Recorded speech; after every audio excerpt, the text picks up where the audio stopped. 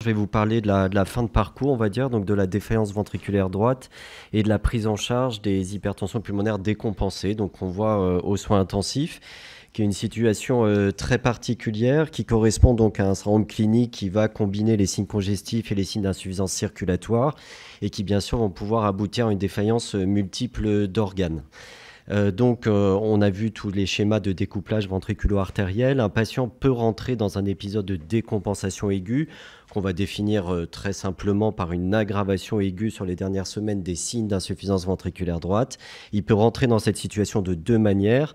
Soit il y a effectivement un trigger qu'il va falloir identifier, qu'il va falloir traiter, soit on est simplement dans la progression de la maladie qui va entraîner donc cette situation de décompensation aiguë.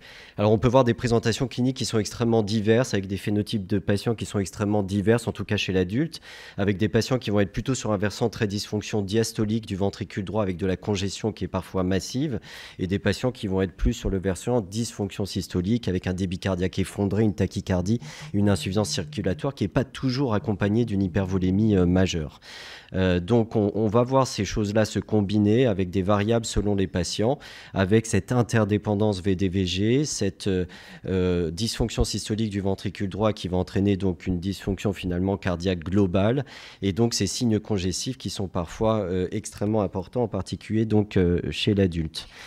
Alors on pourrait s'attendre avec le développement des traitements de l'hypertension artérielle pulmonaire de voir ces épisodes de décompensation aiguë de plus en plus tard dans l'évolution de la maladie. C'est pas tellement le cas quand on regarde les données du registre. Finalement, le délai entre le diagnostic et un premier épisode de décompensation n'a pas tellement été modifié. Pourquoi ?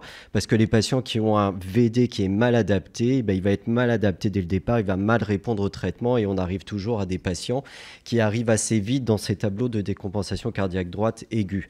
Et quand on regarde l'évolution de la stratification du risque, vous voyez, au premier suivi après l'introduction d'un traitement, on a quand même 27% des patients, alors c'est des adultes, qui restent en risque intermédiaire élevé, en risque élevé, ou qui sont même décédés avant même de pouvoir les réévaluer après la prise en charge du traitement de l'hypertension pulmonaire.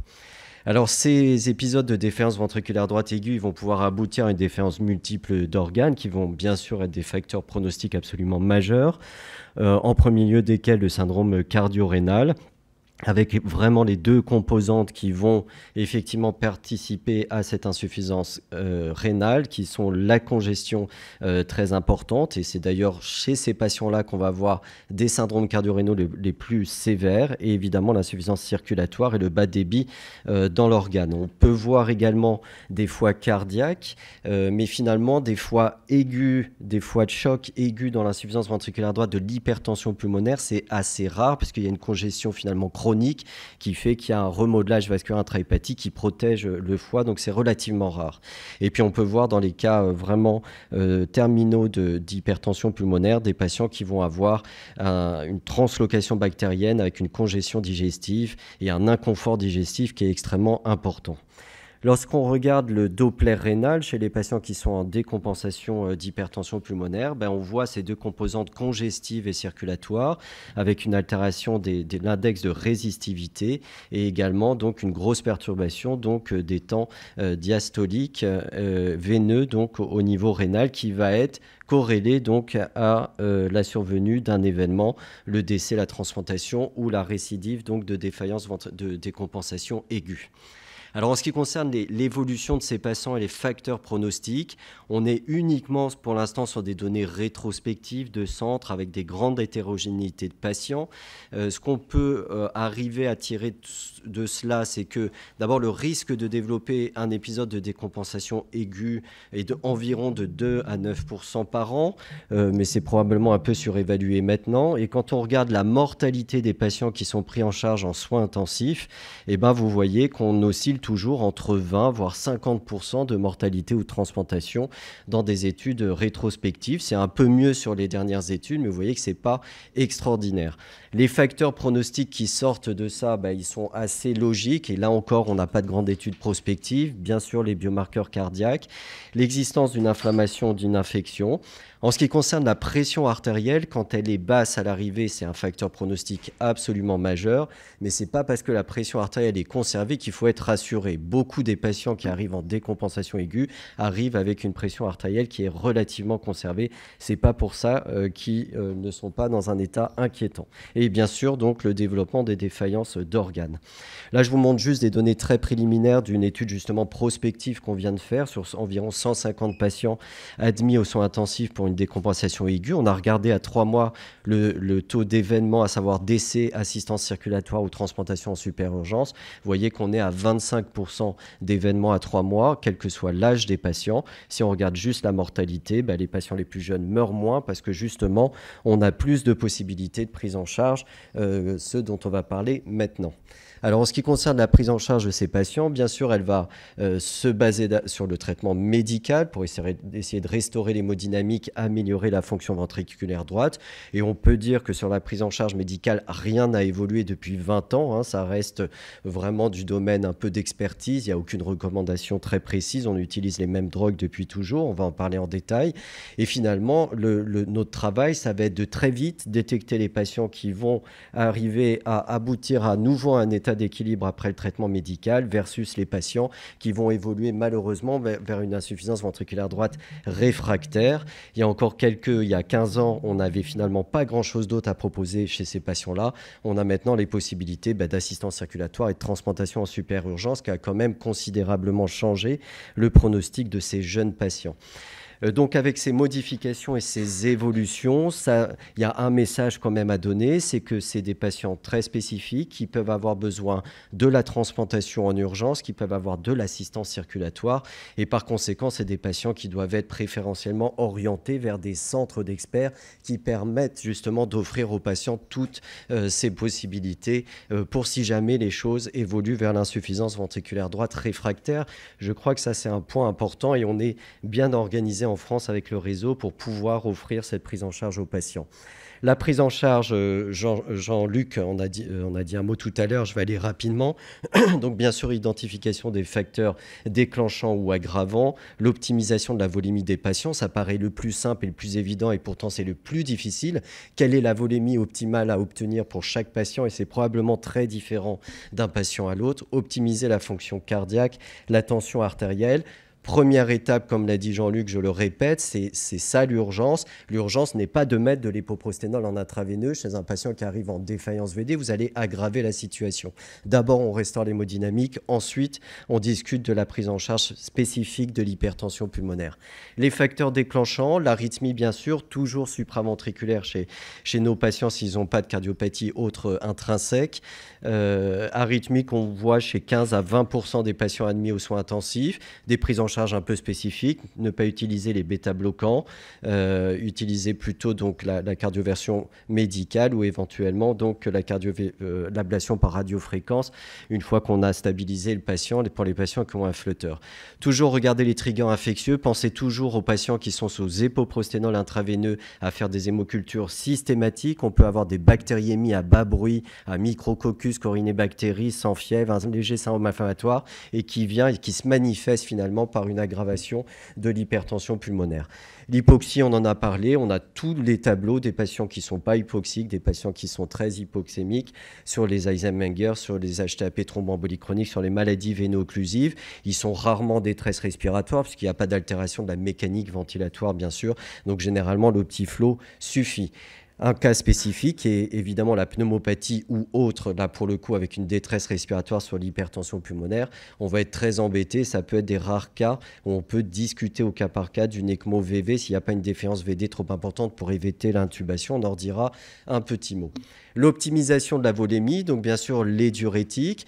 Alors on va très vite voir les patients au bout de 24-48 heures qui répondent bien aux diurétiques et améliorent leur fonction rénale et on va très vite savoir que pour eux l'épisode va être rapidement réglé et les patients sous diurétiques qui vont aggraver leur fonction rénale, baisser leur tension artérielle, aggraver leur fonction rénale et donc ces patients-là avec deux questions, est-ce qu'on l'a trop déplété ou est-ce que finalement ça ne suit pas parce que la fonction cardiaque est trop altérée. Ces patients-là, donc il va falloir discuter bien sûr d'un support inotrope et d'un support vasopresseur. Alors pour les supports inotropes, là encore Jean-Luc l'a dit, donc dobutamine en première intention. Les réanimateurs n'aiment pas mettre de la dobutamine sur un ventricule droit. Sur un ventricule droit aigu dans l'embolie pulmonaire, je suis d'accord. Là, on est dans une condition qui est tout à fait différente. Ça, c'est la première chose. Il y a des patients qui sont très bons répondeurs à la dobutamine. La deuxième chose, comme je disais tout à l'heure, c'est qu'il y a des patients qui sont normotendus et qui pourtant sont très graves. Et ces patients-là, c'est de la dobutamine qu'on va mettre en première attention. Effectivement, on utilise peu ou pas l'amylrinone. Le lévocimendant, il m'arrive quand même de l'utiliser, c'est plutôt bien toléré lorsque je suis dans la difficulté pour sevrer de la dobutamine. Je ne peux pas dire avec conviction que ça marche à tous les coups. Là où la situation devient grave, c'est justement les patients qui deviennent vasoplégiques, où la tension va baisser. Alors là, on rentre dans une toute autre aventure. Et donc, il va falloir bien sûr mettre la noradrénaline pour restaurer la pression aortique, qui est absolument essentielle pour limiter le cercle vicieux de l'ischémie du ventricule droit. Et donc, on se fixe comme objectif une PA moyenne environ à 70 mm de mercure. C'est basé uniquement sur de l'expérience. J'ai encore une fois aucune étude à vous montrer. Tout ce qu'on peut voir, vous voyez, sur la courbe de droite, c'est qu'à partir du moment où on est obligé d'utiliser la noradrénaline, et ben là, on a 50% à peu près d'événements à 3 mois, donc on rentre dans une situation qui est beaucoup plus grave. Une fois qu'on a restauré, on va mettre en route les traitements de l'hypertension pulmonaire ou les renforcer si c'est encore possible. Plus vous avez de possibilités thérapeutiques, plus le pronostic va être bon pour le patient.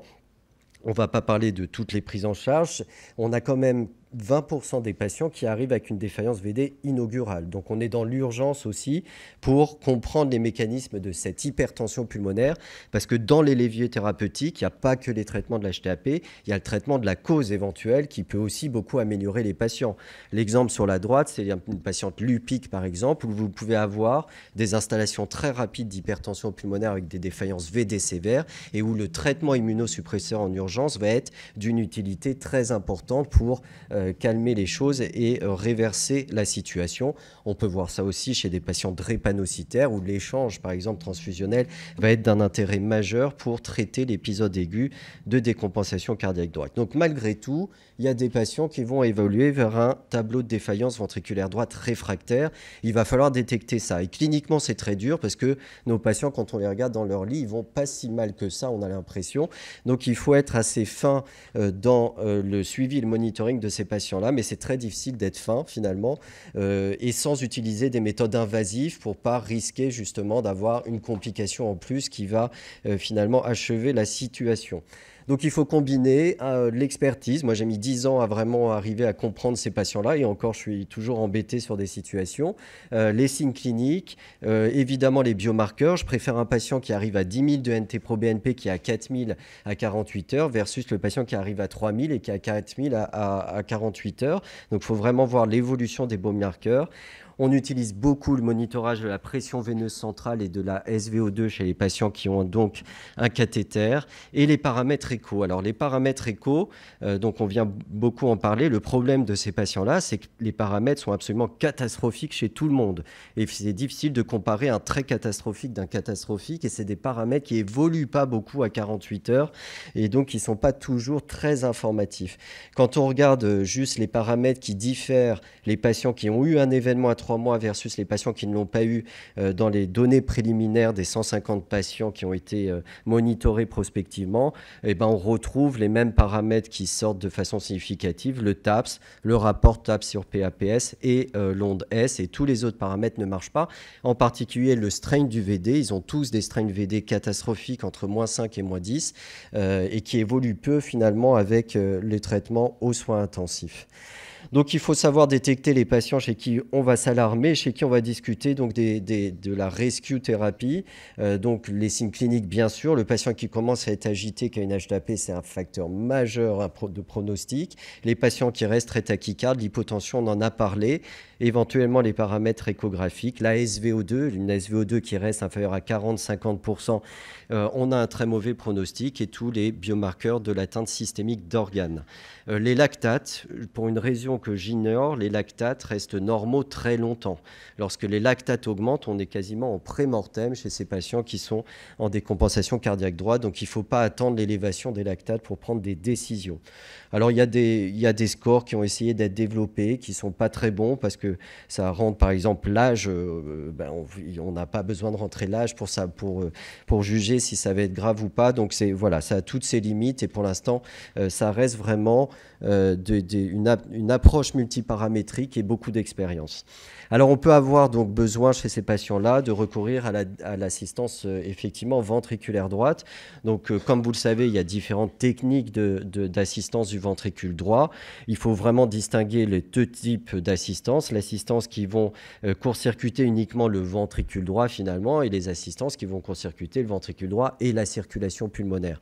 Ce qui est sûr, c'est que dans l'hypertension pulmonaire, il faut toujours utiliser un système qui va court-circuiter et le cœur droit et la circulation pulmonaire. Donc on n'utilise pas chez ces patients-là les ustensiles de type Impella ou RVAD où vous allez réinjecter avant la circulation pulmonaire et donc finalement vous n'allez pas forcément donc décharger votre ventricule droit.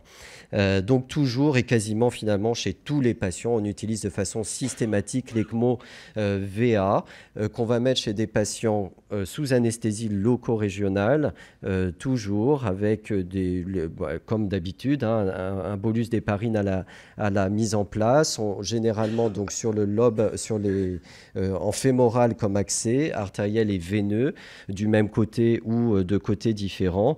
Et ensuite, donc, les débits qu'on va régler chez ces patients-là, généralement, de 5 à 3,5, 4 suffisent en général pour assister le ventricule droit. Donc il faut faire attention à un certain nombre de paramètres lorsque le patient est sous assistance circulatoire.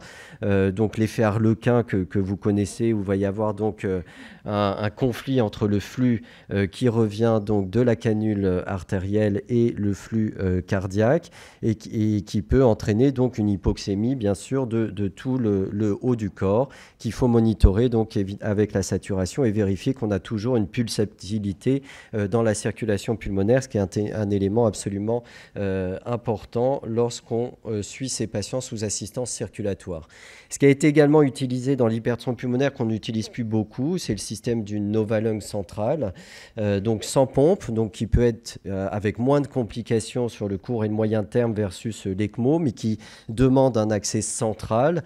Donc généralement, lorsqu'il a été utilisé, il a été utilisé après la mise en place d'une ECMO, puis un Novalung chez des patients où il y avait une crainte d'attendre longtemps ensuite pour accéder à la transplantation et donc éviter toutes les complications de l'ECMO VA.